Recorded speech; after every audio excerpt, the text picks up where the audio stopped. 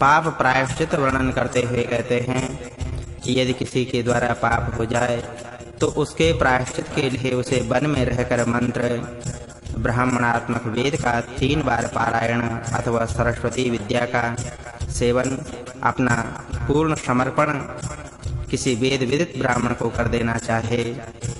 योग्य पात्र में समर्पित करके अपने को कुछ किया जाए।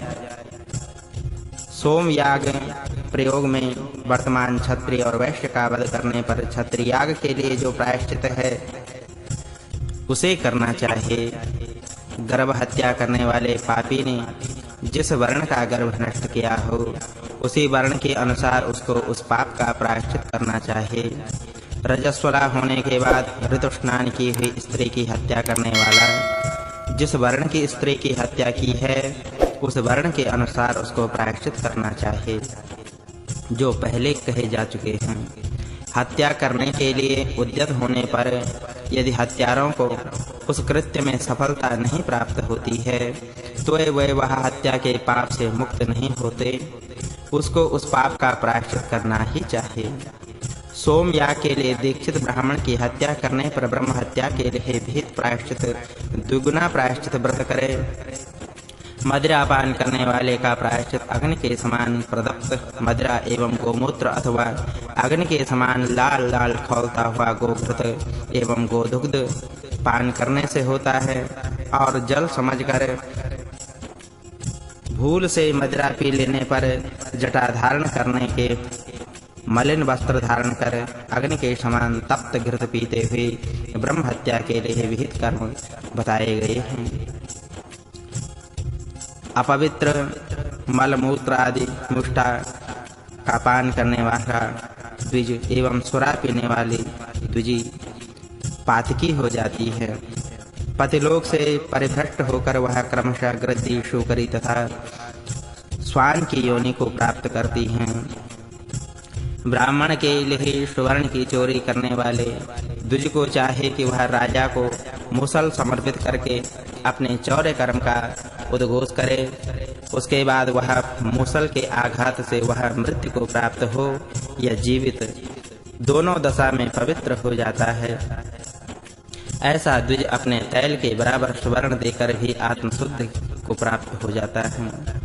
जो गुरुपत्नी के साथ गमन करता है उसको दधकती हुई लौहमय स्त्री की प्रतिमा के साथ शयन करके अपने शरीर का परित्याग करना चाहे अथवा अपना लिंग और अंडकोश काटकर नैऋत्य दिशा में फेंक देना चाहे और शरीर पर्यंत मूछें मुंह करके चलता रहे अथवा वह दुरात्मा 3 वर्ष प्राजापत्य तथा कृच्छ्र व्रत का पालन करे या 3 मास तक चांद्रायण व्रत एवं वेद संहिता का पाठ करके भी वह उस पाप से विमुक्त हो जाता है। गोवध करने वाले पापी को पंचगव्य पान कर 1 मास तक संयमित जीवन व्यतीत करना चाहे। वह गोष्ठ में निवास करते हुए गौओं का अनुगमन तथा गौ का दान करे। चांद्रायण व्रत करने से उपपादकों की शुद्धि होती है। 1 मास तक दुग्धपान अथवा पराग नामक व्रत करके वह उन पातकों से शुद्धि को प्राप्त कर लेता है। क्षत्रिय वध करने पर मनुष्य को 1 बैल और 1000 गायों का दान देना चाहिए अथवा वह 3 वर्ष तक ब्रह्म हत्या के लिए विहित व्रत का पालन करे। वैश्य का वध करने वाले मनुष्य को 1 वर्ष तक ब्रह्म हत्या का प्रायश्चित व्रत अथवा 100 गायों का दान करना चाहिए। शूद्र की हत्या होने पर 6 मास तक ब्रह्म हत्या का प्रायश्चित अथवा 10 सवत्सा दुग्ध देने वाली गायों का दान उसको देना चाहिए अथवा वह 3 वर्ष तक ब्रह्म हत्या के लिए विहित व्रत का पालन करे। वैश्य का वध करने वाले मनुष्य को 1 वर्ष तक ब्रह्म हत्या का प्रायश्चित व्रत अथवा 100 गायों का दान करना चाहिए। शूद्र की हत्या करने पर 6 मास तक ब्रह्म हत्या का प्रायश्चित तथा 10 सवत्सा दुग्ध देने वाली गायों का दान दे। अदुष्ट अर्थात सुशीला सच्चरित्र स्त्री का वध करने पर मनुष्य को शूद्र वध विहित प्रायश्चित का पालन करना चाहिए। मारजार, गोह, नेवला, साधारण पशु तथा मेढक की हत्या करने पर पापी व्यक्ति 3 रात्रि तक दुग्धपान के साथ ही पाद कृच्छ्र व्रत का पालन करे।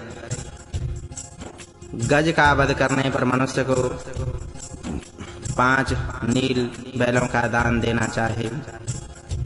सुख पक्षी की हत्या करने पर 2 वर्ष तक का बछड़ा तथा क्रौंच पक्षी का वध करने पर 3 वर्ष का बछड़ा दान देना चाहिए। खर, अज और भेड़िया की हत्या करने से 1 वृषभ का दान देना चाहिए। वृक्ष, गुल्म, लता तथा झाड़ी को काटने पर 100 बार गायत्री जप करें।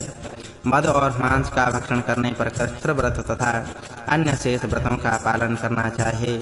यदि गुरु के द्वारा प्रेषित शिष्य की मृत्यु मार्ग में हो जाती है तो गुरु 3 कृच्छ्र व्रत का पालन करे, किंतु गुरु के प्रतिकूल कार्य करने पर शिष्य के द्वारा उन्हें प्रसन्न करने से ही शुद्धि हो जाती है। शत्रुओं को धान्य आदि तथा प्रीति आदि के द्वारा प्रसन्न करें। यदि किए जा रहे उपकार के बीच ही ब्राह्मण की मृत्यु हो जाती है तो उपकारी व्यक्ति को पाप नहीं लगता।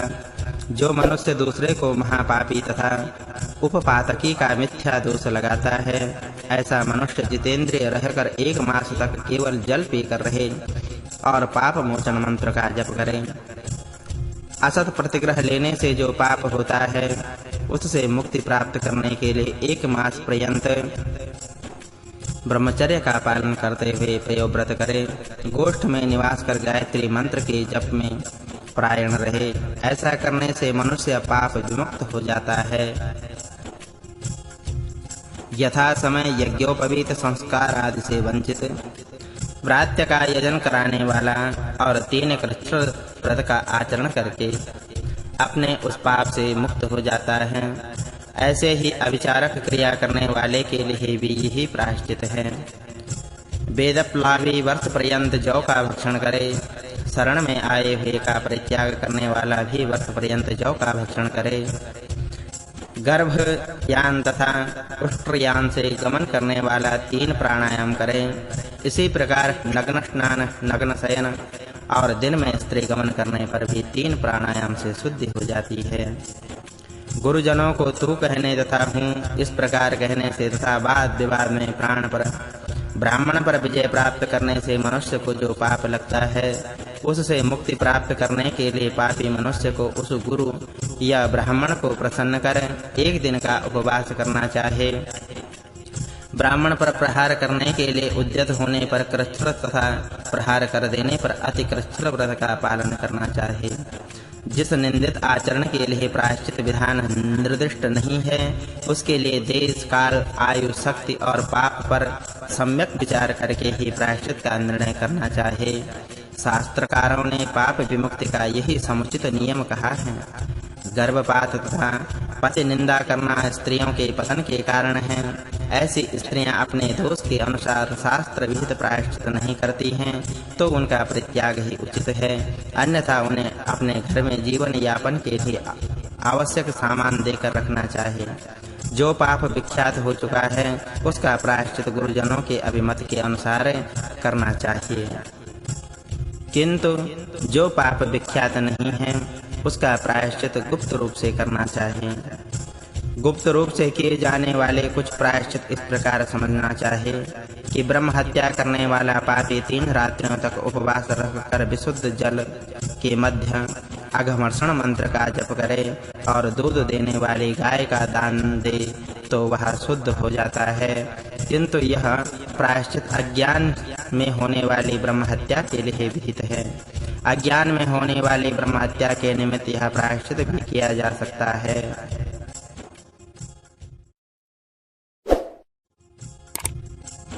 पुनः पाप का प्रायश्चित का वर्णन करते हुए कहते हैं कि गुप्त रूप से किए जाने वाले कुछ प्रायश्चित इस प्रकार समझना चाहिए।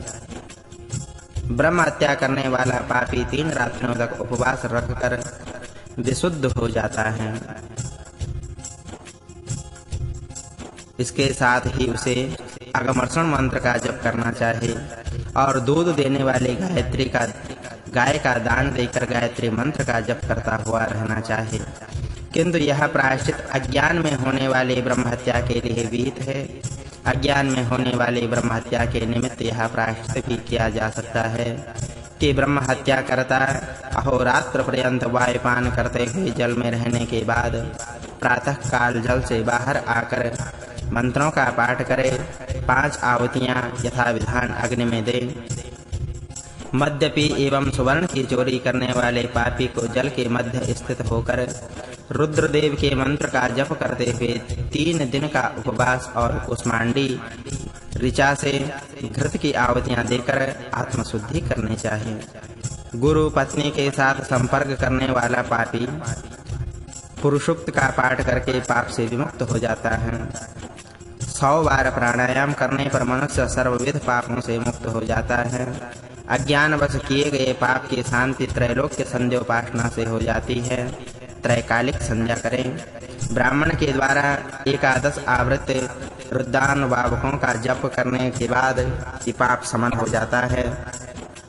वेद अभ्यास करने वाले शांति प्रायण और पंचयज्ञ के अनुष्ठाता को पाप का स्पर्श तक नहीं होता। वायु मात्र का भक्षण करते हुए पूरे दिन सूर्य दर्शन के साथ एवं पूरी रात्रि जल में रहकर 1 सहस्त्र गायत्री मंत्र का जप करने से ब्रह्म हत्या से होने वाले पाप के अतिरिक्त अन्य समस्त पाप नष्ट हो जाते हैं। ब्रह्मचर्य, दया, क्षमा, भगवत ध्यान, सत्य, निष्कपटता, अहिंसा, अस्तेय, माधुर्य और दम ये 10 यम माने गए हैं। स्नान, मौन, उपवास, यज्ञ, स्वाध्याय, इंद्रिय निग्रह, तपस्या, अक्रोध, गुरु भक्ति और पवित्रता ये 10 नियम कहे गए हैं। गोदुग्ध, गोदधि, गोमृत, गोमूत्र तथा गोमय को पंचगव्य कहते हैं। इस पंचगव्य का कुशोदक के साथ पान कर व्रती दूसरे दिन उपवास करें। इस तरह 2 रात्रि का कृच्छ्र शांतवन व्रत होता है। पहले दिन गोदुग्ध, दूसरे दिन गोदधि, तीसरे दिन गोघृत, चौथे दिन गोमूत्र, 5वें दिन गोमय, 6ठे दिन कुशोदक मात्र और 7वें दिन कुछ भी न लेकर शुद्ध उपवास कर जो व्रत पूर्ण करता है वह महाशांतपन नामक व्रत कहा जाता है। पलाश, गूलर, कमल, बिल्वपत्र इनमें से एक को एक दिन जल में रखकर पकाकर उसी जल को क्रमशः एक दिन पीकर 4 दिन रहें। ऐसे 5वें दिन कुशोदक मात्र पीकर जिस व्रत का पालन किया जाता है उसको पर्ण कृच्छ्र व्रत कहते हैं। तप्त कृच्छ्र व्रत में व्रती को पहले दिन गरम दुग्ध, दूसरे दिन गरम घृत, तीसरे दिन गरम जल का प्राशन, चौथे दिन उपवास करना चाहिए।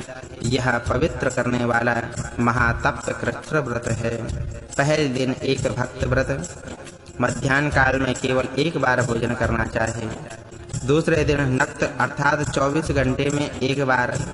तीसरे दिन अयाचित बिना याचना से प्राप्त अन्न का भोजन करें। चौथे दिन पूर्ण उपवास करने पर पादकृच्छ्र व्रत होता है।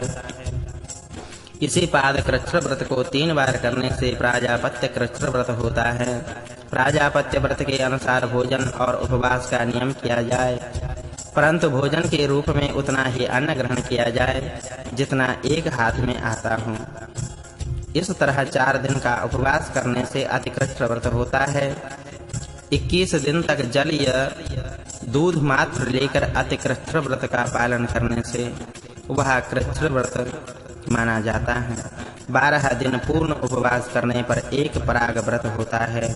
पहले दिन जिनसे तेल निकाला गया है ऐसे तिल, दूसरे दिन मांड, तीसरे दिन मट्ठा, चौथे दिन जल तथा 5वें दिन सत्तू का आहार कर 6ठे दिन उपवास करना सौम्य कृच्छ्र व्रत कहलाता है। इस सौम्य कृच्छ्र व्रत में बताए गए पदार्थों का एक दिन के स्थान पर 3 दिन तक क्रमशः 15 3 दिन तक चलने वाला तुला पुरुष संज्ञक कृच्छ्र व्रत होता है। अर्थात इस व्रत में 3 रात्रियों तक निःसृत तेल वाले तिल, 3 रात्रियों तक मांड, 3 रात्रियों तक मट्ठा, 3 रात्रियों तक जल तथा 3 रात्रियों तक सत्तू का भोजन करके 1 दिन का उपवास करना चाहिए। शुक्ल पक्ष में तिथि वृद्धि कर्म से मयूर के अंडे के समान मात्रा वाले एक भोजन ग्रास का अधिक आहार करते हुए पूर्णिमा तिथि को यह क्रमशः समाप्त करके पुनः कृष्ण पक्ष में प्रतिदिन एक अन्न ग्रास का भक्षण क्रम से घटाते हुए चतुर्दशी तिथि को एक ग्रास भोजन करें एवं अमावास्या को उपवास करें, यह चांद्रायण व्रत होता है। चांद्रायण का अन्य प्रकार यह है कि पूरे मास में 240 ग्रास मात्र हविष्यान्न ग्रहण किया जाए। इस व्रत में यह आवश्यक है कि प्रातः, मध्याह्न एवं सायंकालीन स्नान करके पवित्र संज्ञक विशेष मंत्रों का जप करें तथा गायत्री मंत्र से पिंड ग्रास को अभिमंत्रित उसे ग्रहण करना चाहिए। जिन पापों का प्रायश्चित शास्त्रों में नहीं बताया गया है, उन पापों से भी शुद्धि चांद्रायण व्रत से हो जाती है।